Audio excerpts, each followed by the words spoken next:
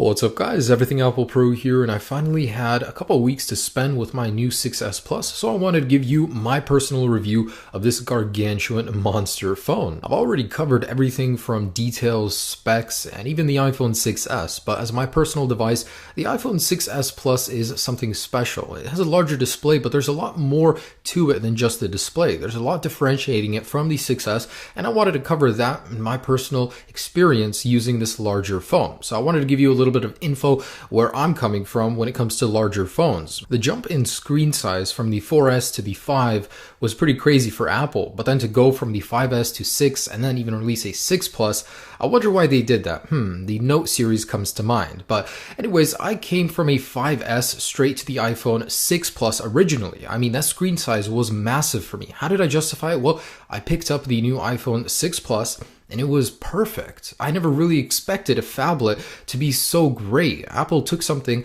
that Note already had for a while, but they refined it and made it very user-friendly. I gotta tell you, it's not a very easy phone to hold though. I mean, the curved edges, especially compared to the iPhone 6S, make this thing really difficult to use with one hand. I constantly find myself shifting it in my wrist, and it can be really annoying trying to use it with one hand. But when you do have two hands on this device, oh man, the display is awesome. The extra real estate, man, especially when it comes to games, to entertainment, to watching things, you're really gonna notice it. It's more immersive, and the display is gorgeous on this thing. It's a lot sharper, so you'll have a sharper resolution, 401 pixels per inch versus 326 of the 6S. So not only is the screen size bigger, it's also a sharper display as a result. Now when it comes to screen quality, the contrast ratio is like 6-7% worse on the 6S Plus, but it's not even noticeable in day-to-day usage. Both screens are beautiful, but because the 6S is larger personally, coming from a 5S, I mean, that was just a massive difference. Everything is bigger,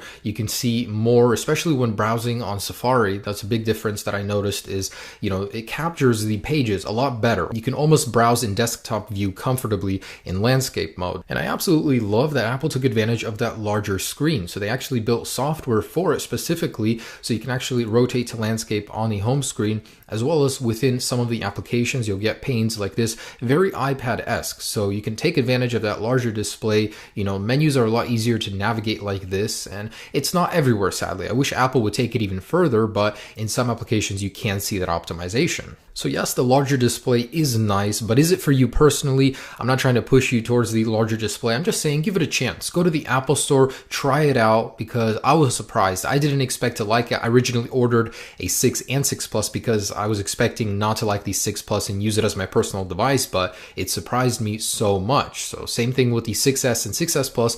Give the larger one a chance. Now, a side effect of having such a large display was that I no longer used my iPad mini. So many people are reporting this. The screen isn't anywhere near as big, but just having a larger display on your phone, it kind of removes the need for a device in between a full-size iPad and a mini iPad. And like I said, the 6S Plus can really be a pain to use with one hand. Whereas the 6S with one hand, it's so easy to use, but it's a sacrifice I'm willing to make. Not only is the 6S Plus thicker, it's just harder to wrap your hand around. So definitely use a case with the 6S Plus. And notice how reachability is a little bit different on these because of the screen sizes.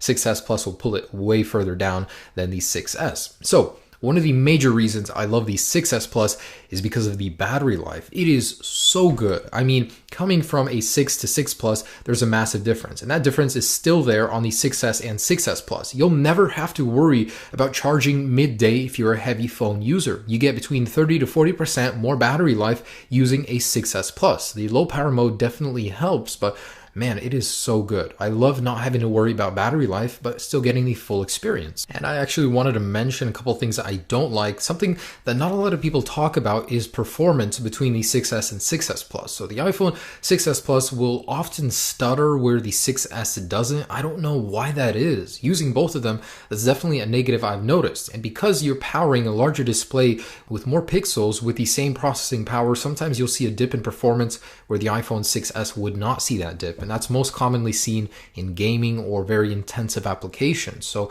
it's not a very big deal, but sometimes if you really need every little bit of power, the iPhone 6s will do just a little bit better. Another thing is not all apps are optimized for the resolution of the 6s Plus. So the 6s, I mean, most applications are optimized for it, but the 6s Plus has a higher resolution and not all apps convey that. Another thing I love about my 6s Plus is the camera. I mean, Galaxies have it well, the iPhone 6s is great, but the 6s Plus is just a step above because of video image stabilization. I mean, the quality is good alone, but when you're moving, you're going to notice a lot of that judder. With the 6s Plus, it makes life a little bit easier because you don't notice it as much. I mean, not only do you have a little motor balancing, you also use digital video stabilization as well, so those paired together make for some pretty great footage when moving. And notice it doesn't work very well in 4K. You're going to have to be using a lower resolution in order for it to take effect, but I am very happy with the 6s Plus camera. I mean, it's my favorite phone. Why wouldn't I love to have a better camera on it? So there's a lot I love about my iPhone 6s Plus. It's far from a perfect phone. There's a lot of negatives to it,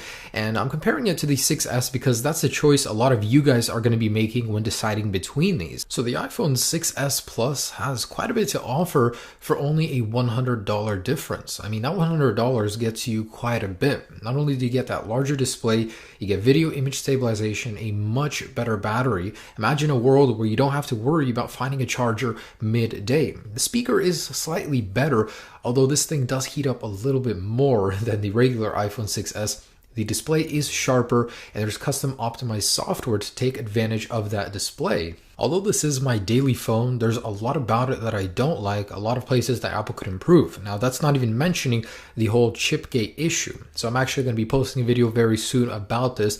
A lot of the phones between the 6s and 6s Plus will come with Samsung processors or TSMC sourced processors, and you'll get different battery performance depending on which chip you get. So I was very unhappy to learn about that. My personal phone has a Samsung processor, so I'm testing that right now. But overall, the pros outweigh the cons for this guy, and that massive display makes up for any issue I have with it. So thanks so much for watching, guys. Hopefully with this video I gave you a little idea about why the iPhone 6s Plus is so special for me, why I choose it over the iPhone 6s. It has a lot of great things going for it with some mild tweaks and optimizations. Hopefully it will get better with time, better one-handed operation. Reachability just doesn't cut it. Hopefully Apple can improve that, and this phone will really be a great daily driver. And if you're on the fence about the iPhone 6s Plus, don't be. It's a great phone. I do have some issues with it, but man, this thing really is the best phone I personally ever used. Samsung has a lot of great things to offer, but this thing is just so well optimized. I love how simple it is. I mean, it's simple, but complex if you want it to be at the same time. Anyways, guys,